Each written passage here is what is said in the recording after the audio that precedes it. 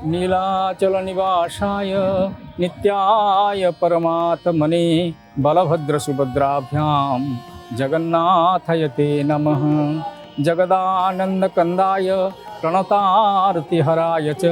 नीलाचल निवासाय जगन्नाथाय ते नमः। आर्यावर्त भारतवर्षर दक्षिण पूर्व कोणरे अवस्थित श्री पुरुषोत्तम धाम विराजमान कर महाप्रभु श्री जगन्नाथ जे नित्य नैमित्तिक भाव में लीला संपादित करुँच एवं जो सेवक मान से नियुक्त कर नित्य एवं शाश्वत। आज आम कौन उपस्थित अच्छा सेवक प्रिय श्री नवकिशोर पति महापात्र महोदय भक्ति ओडिशार स्वतंत्र कार्यक्रम सेवक प्रिय श्री जगन्नाथ कार्यक्रम को मुझे स्वागत करुँची प्रणाम जनाऊँगी। आम एमती भी शुणुचु जे महाप्रभु सेवा जो नियुक्त होती से निखुण व्यक्ति हो जदि कौन क्षुण्णता देह देखा जाए तो सी महाप्रभु सेवा नियुक्त हो पारे ना। जदि आम कौन आमर कौन क्षत हो जाए आमर गोटे नख न थाए आम कौन प्रभुंर सेवा करूँ यहाँ कौ परंपरा कौ कालू रही जहाँ आम शुणुचु एवं जहाँ देखुचु। सेमती धर जमी नवकलेवर बेले आप श्रीमंदिर अनुपस्थित रहिले से महाप्रभु सेवा नियुक्त रहिले भी श्रीमंदिर भी रहिले से समय श्रीमंदिर जो आपण सेवा था किए निर्वाह करें मोर तो सेवा कहीं निर्वाह करें ना। जदि मु कौन कार्यक्रम जाए मु तो कौन कार्यक्रम आज 25 वर्ष है जाइनी मत भी अनेक फंक्शन डाकती अनेक प्रोग्राम भी आप मीडिया मैंने डाकती जेहेतु जो सेवा थी मुझे प्रभु को सेवा छाड़ी कुआड़े जाए ना समस्त प्रोग्राम कैंसल कर दिए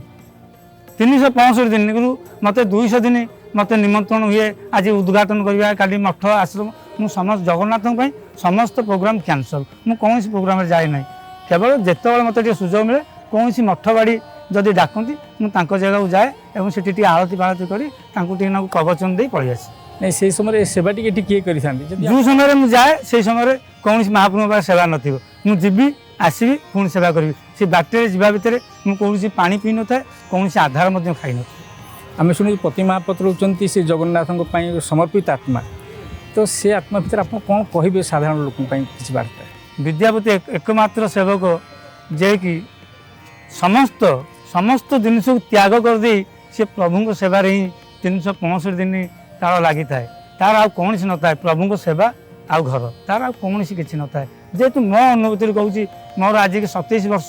25 वर्ष ऊर्ध्व प्रभु को सेवा करवा मो अनुभूति मुझे कहूँ जिते मत प्रभु निर्देश आसे सेवा मुझे सेवार निजुक्ति रहे जदि प्रभु को सेवा 4टार थाए मुझ दिन सका 9टार अपेक्षा करी मो प्रभुंर मुझे सेवा किभली भाव में करी आज की 25 वर्ष भितर मोर कौन दिन भी गोटे एक विशृंखला ही ना कि कौन दिन मोर प्रभु को सेवार डेरी करना यहाँ हूँ मोर मत बहुत खुशी लगे जी समस्त कौटी ना कौटी कार कि भूल रही है मुझे आज पर्यटन प्रभु को सेवा कले मोर केवे भूल करना। आप साधारण लोक कौन कहे किभली भाव में जगन्नाथ पर से भाव रहा उचित आम धार्मिक चेतना को से किभली भाव में माने परिपृष्ट कर जहाँ आप अभिज्ञता आम धर्म हूँ स्वतंत्र एक जगन्नाथ धर्म सनातन धर्म हिंदू धर्म आम धर्म तो धर्म ना जदि आम जगन्नाथ को डाकिया किए गणेश को डाकुचे किए शिव को डाकुचे सब गोटे समति आप एकत्र करदे एकमात्र हिरो है जगन्नाथ जगन्नाथ को आम डाकिया आम जीवन में आम सबकि पाइबा किंतु तांको डाकी पारिया दरकार हृदय भितर मु सारा ओडिशावासी सारा पृथ्वीर लोक प्रार्थना करी कहूँ आप जगन्नाथ को थरे डाकतु ना सी आप घर को निश्चिंत भाव में पलैबे जेहेतु यहाँ मुझे फिल कर मो विषय मुझे फिल कर जगन्नाथ को आम हृदय सहित डाकिया आम जगन्नाथ निश्चिंत आम पाखे जा छिड़ा हे। आम जहाँ शुणुचु जो महाप्रभु अणसर लीला आरंभ करती तो प्रमुख सेवा आपणकर ही थाए समस्त सेवा अणवर्षर स्नान पूर्णिमा ठारू समस्त सेवा विद्यापति थाए जिते ता भर सब सेवा हुए एक्जाम्पल कह आज गोटे चंदन लगी महाप्रभुंर हम जो पूर्णांग सर्वांग कहुए प्रथम विद्यापति सर्वांग को लगे सारापर जो आम घर पिला माने थे दैतापति थे से संपूर्ण श्रीरंग में महाप्रभु को सर्वांग करेंगे जो सर्वांगटी आमर मंदिर भितर जाई आमर 10 अवतार टाटी पाखे थुआई थो विद्यापति नहीं जी एवं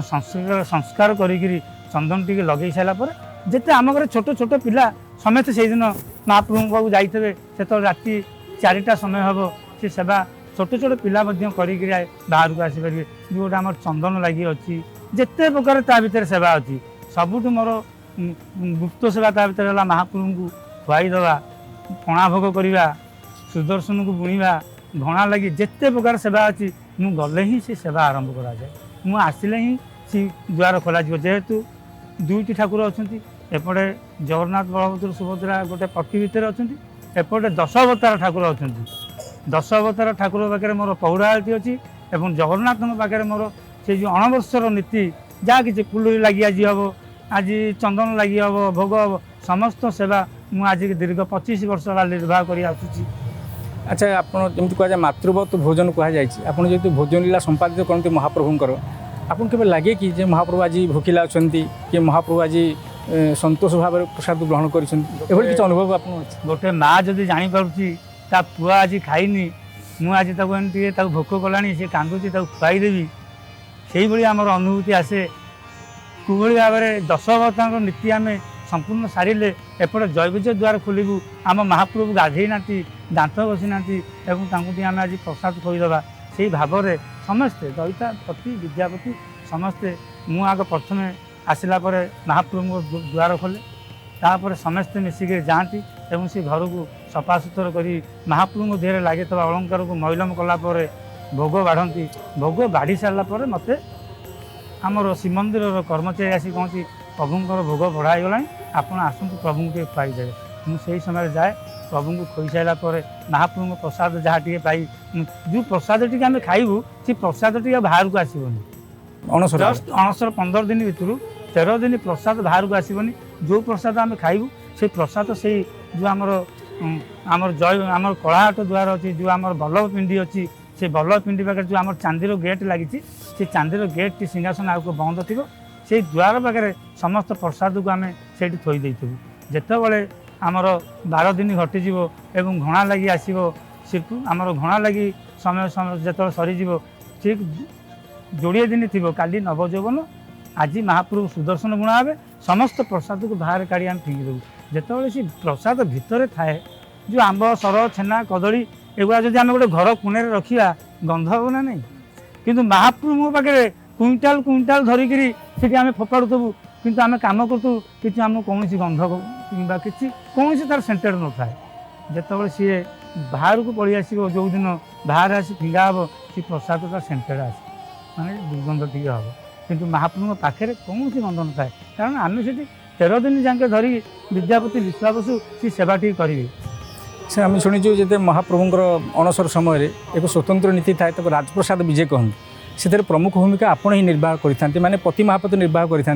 राजप्रसाद जो राजप्रसाद जो दिन आमर महाप्रभु आम जानलु धीरे धीरे सुस्थ होती आज तेल लगे टी सुस्थ हो जाती आज 10 मूल खाइबे टी सुस्थ हे जो आम मेडिसिन कहूँ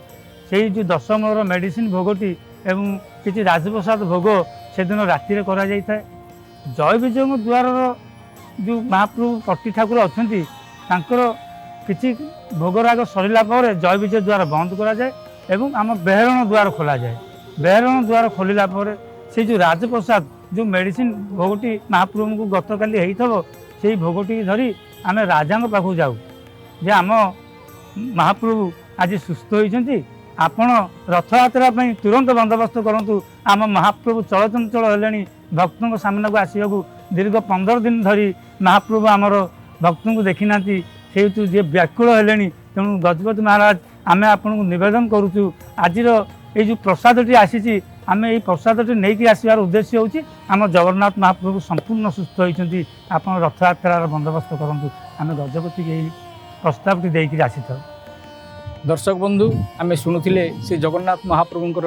अंतरंग भक्त तो तांकर परम सेवक